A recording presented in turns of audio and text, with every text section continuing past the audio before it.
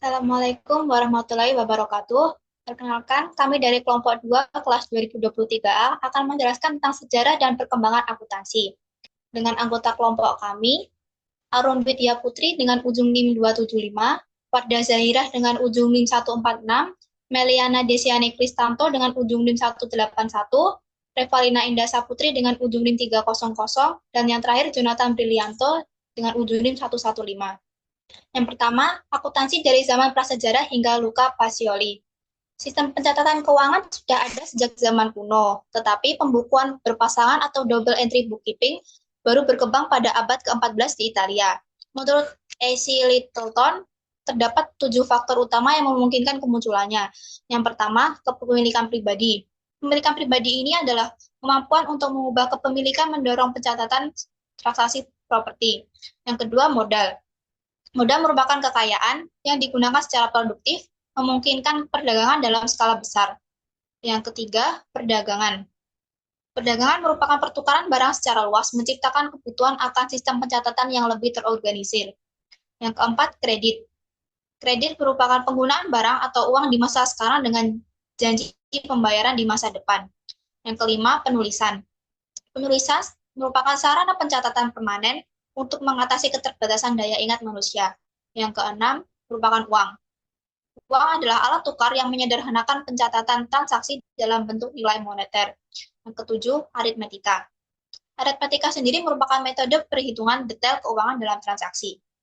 Beberapa faktor ini memang sudah ada di zaman kuno, tetapi hingga abad pertengahan, mereka belum berkembang secara bersamaan dalam bentuk yang cukup kuat untuk mendorong inovasi pembukuan berpasangan. Misalnya, tulisan. Tulisan sudah ada sejak peradaban awal, tapi sistem angka yang kompleks seperti angka Romawi menghambat perkembangan akuntansi yang lebih maju. Yang kedua, pemerintahan kuno. Pemerintahan kuno mencatat penerimaan dan pengeluaran, terutama pajak, tetapi keterbatasan literasi, bahan tulis, serta sistem yang tidak seragam membuat pencatatan menjadi sulit. Yang ketiga, orang kaya. Orang kaya menggunakan audit untuk memeriksa kejujuran pengelolaan aset mereka. Tetapi tanpa sistem yang terstandarisasi, pencatatan tetap terbatas. Kurangnya faktor-faktor pendukung yang disebutkan di atas membuat pekerjaan seorang akuntan di zaman kuno menjadi sangat sulit. Dalam masyarakat yang mayoritasnya buta huruf, bahan tulis yang mahal, sistem angka yang rumit, serta sistem uang yang tidak konsisten, suatu transaksi harus benar-benar penting agar layak untuk dicatat dalam pembukuan. Selanjutnya, 5.000 tahun sebelum munculnya pembukuan berpasangan atau double entry bookkeeping, peradaban Asyur, Chaldea, Babilonia, dan Sumeria berkembang di lembah Mesopotamia dengan perdagangan dan perbankan mulai muncul. Kota Babylon dan Niniwe menjadi pusat perdagangan regional dengan sistem perbankan awal sudah ada, dengan standar emas dan perak serta pembagian kredit dalam transaksi. Pencatatan transaksi menggunakan teokrasi, di mana penguasa mengelola tanah dan hewan atas nama dewa. Salah satu contoh hukum terkenal adalah Kode Hammurabi yang diterapkan pada tahun 2285 sampai dengan 2024 sebelum Masehi. Kode Hammurabi sendiri yang mengharuskan agen yang menjual barang untuk memberikan kutipan harga resmi kepada pedagang. Jika tidak, perjanjian dapat dianggap tidak sah. Pada akuntansi di Mesopotamia sekitar 3500 sebelum Masehi, peran juru tulis atau scribe setara dengan akuntan modern, yaitu bertugas mencatat dan memastikan kepatuhan hukum dagang. Juru tulis ini bekerja di kuil, istana, dan perusahaan swasta, sehingga dianggap sebagai profesi bergengsi. Lalu proses pencatatan, di mana pihak yang bertransaksi menemui juru tulis di gerbang kota, di mana transaksi dicatat pada tablet tanah liat menggunakan batang kayu berujung segitiga. Lalu, para pihak menandatangani dengan segel pribadi berbentuk amulet batu. Amulet ini seringkali mengandung nama pemilik dan simbol keagamaan, seperti gambar atau nama dewa yang disembah. Lalu penyimpanan dan keamanan catatan, tablet dikeringkan di bawah sinar matahari atau dibakar. Lalu lapisan tanah liat tambahan digunakan sebagai amplop yang berfungsi sebagai salinan karbon. Selanjutnya adalah akuntansi pada peradaban Mesir. Di Mesir kuno, sistem akuntansi digunakan untuk mengelola penyimpanan dan distribusi barang, terutama di bidang kerajaan. Lalu akuntansi di peradaban Mesir ini berkembang serupa dengan sistem Mesopotamia. Lalu menggunakan papirus daripada tablet tanah liat karena memungkinkan mencatat dengan lebih mudah dan lebih rinci. Lalu pencatatan keuangan terkait gudang diperiksa ketat untuk mencegah kecurangan. Pada peradaban Mesir juga, akuntan pada zaman itu harus jujur, karena jika audit kerajaan menemukan kecurangan, maka mereka akan dihukum seperti dengan denda, mutilasi, atau bahkan kematian. Tapi akuntansi pada peradaban Mesir ini tidak berkembang pesat karena faktor buta huruf, kurangnya uang yang diciptakan. Lalu mereka juga memperlakukan emas dan perak bukan sebagai unit yang berharga, tapi sebagai alat tukar saja.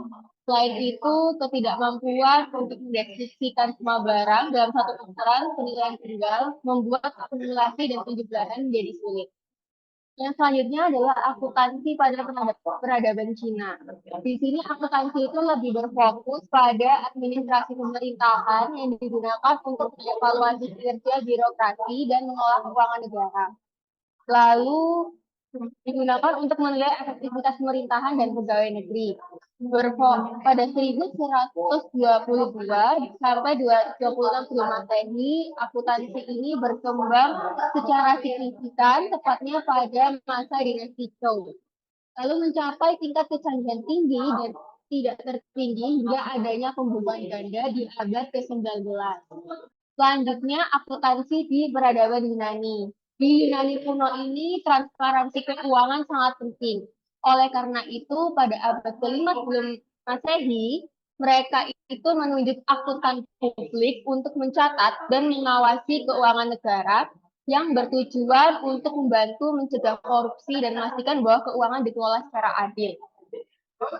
Lalu, Dewan Rakyat Athena mengawasi keuangan melalui sistem lotre agar pengelolaan anggaran tetap transparan. Nah, Dewan Rakyat Athena ini membuat undang-undang tentang masalah keuangan dan pengendalian penerimaan dan pengeluaran uang masyarakat melalui penguasaan 10 akuntan yang dipilih dari sistem lotre atau undian tadi.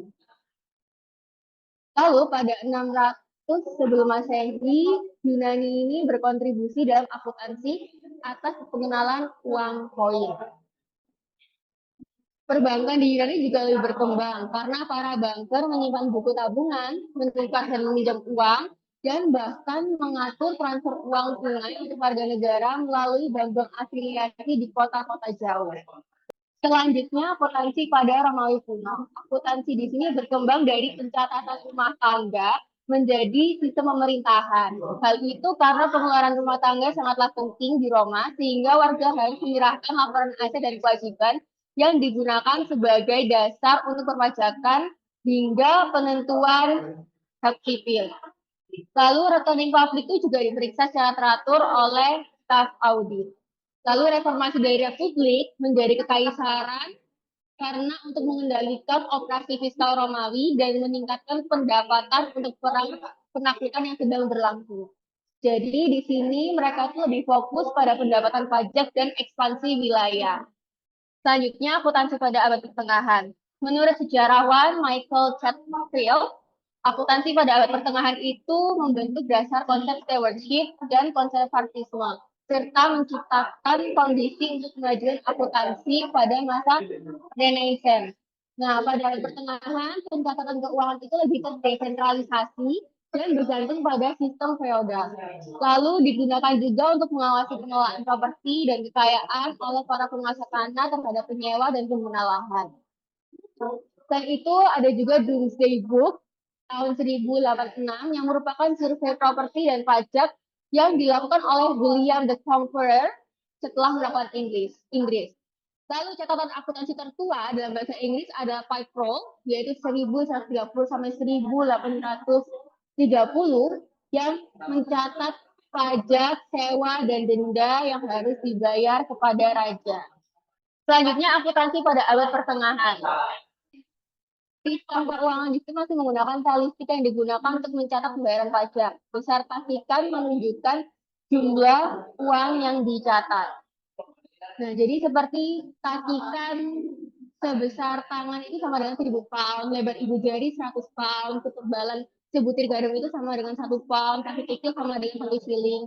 Dan sistem tali ini menjadi metode utama dalam pencatatan pembayaran yang membantu memverifikasi transaksi dan mencegah pemalsuan dalam sistem keuangan. Baik, selanjutnya adalah Renaissance Italia, lahirnya pembukaan double entry. Orang-orang Italia pada masa Renaissance diakui sebagai bapak akuntansi modern. Mereka meningkatkan perdagangan ke tingkat yang baru dan secara aktif mencari metode yang lebih baik untuk menentukan peluang mereka. Lalu orang Italia menjadi yang pertama menggunakan angka dalam melacak akun bisnis. Dan mereka juga menyimpan catatan bisnis yang ekstensif seperti penggunaan modal dan kredit dalam skala berkembang. Baik, untuk selanjutnya itu kita akan membahas tentang Luca Pacioli and the Summa. Jadi siapa sih Luca Pacioli itu? Jadi dia seorang tokoh Renaissance dengan pengetahuan luas dalam berbagai bidang seperti matematika, bisnis, seni, dan sains. Sebelumnya, Luca Pacioli ini juga sudah memiliki hubungan dengan Leonardo da Vinci. Jadi salah satunya itu Benedetto Croce itu telah menulis tentang metode ini dalam Delia Mercatura et del Mercante Perfetto. Itu lebih dari 100 tahun sebelumnya. Namun Pacioli mendokumentasikan dan menyusun sistem ini dengan lebih lengkap dan sistematis. Lalu diterbitkan di Venesia saat Pacioli masih berusia 50 tahun, dan The Summa ini mengandung 36 bab tentang pembukuan dengan judul The Computis et Scripturis atau of Reckonings and Writings, ditujukan untuk pedagang agar dapat mengelola keuangan dan bisnis dengan lebih baik. Jadi, secara kesimpulannya itu Luca Pacioli adalah seorang ilmuwan dan matematikawan yang hidup di masa Renaissance. Jadi Luca Pacioli ini juga sebagai bapak akuntansi modern karena memang kontribusinya dalam sistem pembukuan berpasangan atau double entry bookkeeping. Dan The Summa ini adalah bukunya yang memiliki judul buku Summa de Arithmetica, menjadi fondasi dalam akuntansi modern. Jadi babnya pun tentang pembukuan dalam buku ini sangat membantu para pedagang dalam mencatat aset dan kewajiban mereka. Bisa di next. Untuk yang selanjutnya itu ada sistem akuntansi dari Pacioli, yaitu ada memorandum, jurnal, dan buku besar. Jadi memorandum itu bisa disebut juga memorial, itu setara dengan buku harian bisnis. Jadi memorandum itu untuk mencatat transaksi secara kronologi sesuai kejadian dan menggunakan berbagai jenis mata uang yang berlaku di Italia pada saat itu atau pada masa itu, lalu dikonversi ke mata uang umum dilakukan nanti saat pencatatan dalam sistem double entry. Yang kedua itu ada buku catatan pribadi seorang pedagang. Setiap entry mencakup narasi debit, kredit, dan penjelasan transaksi. Ditulis dalam satu kolom tanpa jumlah total. Tidak ada pencatatan jurnal majemuk. Itu yang jurnal. Lalu yang buku besar itu paling mirip dengan buku besar sekarang ini atau buku besar modern. Jadi ada kolom uang dan tanggal mirip dengan sistem akuntansi saat ini. Entry berbentuk paragraf singkat. Format double entry adalah debit di sisi kiri dan kredit di sisi kanan. Bisa di next. Nah, significance of the Summa atau dampak dari bukunya itu semua. Jadi Summa ini diterjemahkan ke dalam 5 bahasa dalam 1 abad setelah diterbitkan. Lalu banyak buku tentang pembukuan double entry di Belanda, Jerman, Inggris, dan Italia mengambil konsep dari The Computis. Banyak karya tersebut dianggap sebagai versi yang kurang baik dibandingkan dengan penjelasan asli dari Pacioli.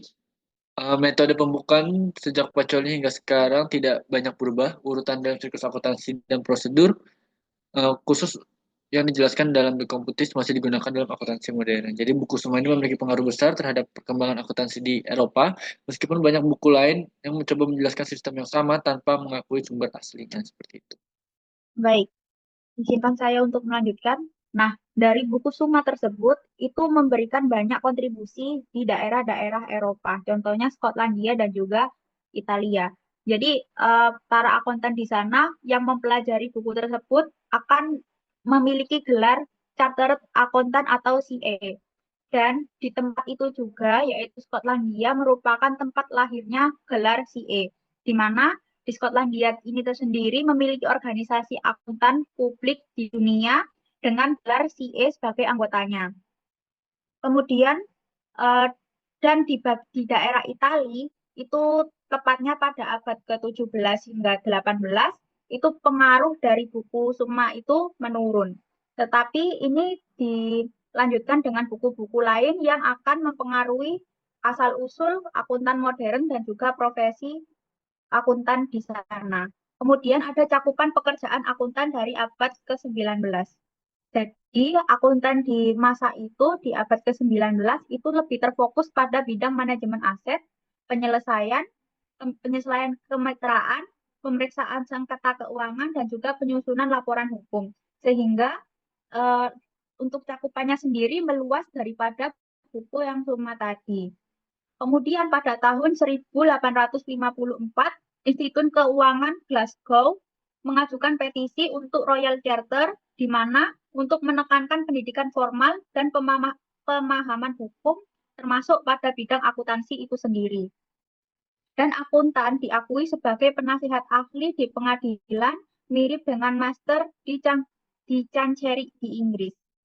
Nah, di gelar ini yang diawali oleh Skotlandia dan juga buku-buku yang dikembangkan dari buku Suma itu tersebut kan membuat para akuntan di sana memiliki gelar CA. Dari gelar CA ini yang digunakan di kota Edinburgh untuk pertama kalinya pada tahun 1854 diadopsi oleh negara Inggris pada tahun 1880 dan menyebar di seluruh dunia dengan dikenal sebagai CA itu sendiri, beserta dengan buku-buku yang dikembangkan dari Suma itu sebelumnya. Baik, selanjutnya adalah akuntansi profesional melintasi seluruh dunia. Pada pertengahan abad ke-19, Inggris berada di tengah-tengah masa kemakmuran yang disebabkan oleh revolusi industri hingga menjadi pusat keuangan dunia. Dengan lonjakan keuangan ini muncul permintaan akan akuntan, baik untuk perusahaan yang sehat maupun perusahaan yang menyatakan bangkrut di tengah persaingan. Pada tahun 1880, Institut Akuntan Publik yang baru dibentuk di Inggris dan Wales menyatukan semua organisasi akuntansi di negara-negara tersebut, serta para anggota mulai menggunakan sebutan profesional FCA atau Fellow Chartered Accountant untuk mitra firma atau pemilik dalam praktik, dan ACA atau Associate Chartered Accountant yang menandakan anggota staf akuntan yang berkualifikasi atau anggota yang tidak berpraktik. Pada akhir tahun 1800-an, sejumlah besar modal Inggris mengalir ke industri-industri yang berkembang pesat di Amerika Serikat. Akuntan Skotlandia dan Inggris melakukan perjalanan ke Amerika Serikat untuk mengaudit investasi ini, dan sejumlah dari mereka menetap dan membuka praktik di Amerika. Direktori kota dari tahun 1850 mencantumkan 14 akuntan yang berpraktik di New York, 4 di Philadelphia, dan 1 di Chicago. Pada tahun 1886 tercatat adalah 115 akuntan di New York, 87 di Philadelphia, dan 31 di Chicago. Pada tahun 1887, perkumpulan akuntansi nasional pertama dibentuk, yaitu Asosiasi Akuntan Publik Amerika. Selanjutnya ada menuju abad ke-20 dan selanjutnya. Meski makmur, Amerika Serikat masih tergolong negara yang masih muda, dan saat Perang Saudara berakhir, Amerika Serikat masih didominasi oleh ekonomi berbasis pertanian. Dekade-dekade berikutnya menyaksikan pertumbuhan ekonomi yang luar biasa karena industri mulai menyalip pertanian dalam hal kepentingan finansial. Pada tahun 1873 dan 1893 terjadi kapitalisasi berlebihan dan spekulasi saham, menyebabkan kepanikan finansial, serta ICC membentuk sistem akuntansi yang seragam. Pada awal abad ke-20, Inggris menggunakan neraca sebagai upaya untuk memantau penggunaan uang pemegang saham oleh manajemen, sedangkan Amerika lebih memfokuskan pada likuiditas perusahaan daripada daya perolehan laba. Pada tahun 1940-an, profesi akuntansi semakin banyak menggunakan laporan dana untuk mengukur arus kas aktual. Pada tahun 1971, American Institute of Certified Public Accountants atau AICPA mulai mewajibkan pencantumannya dengan laporan tahunan pemegang saham.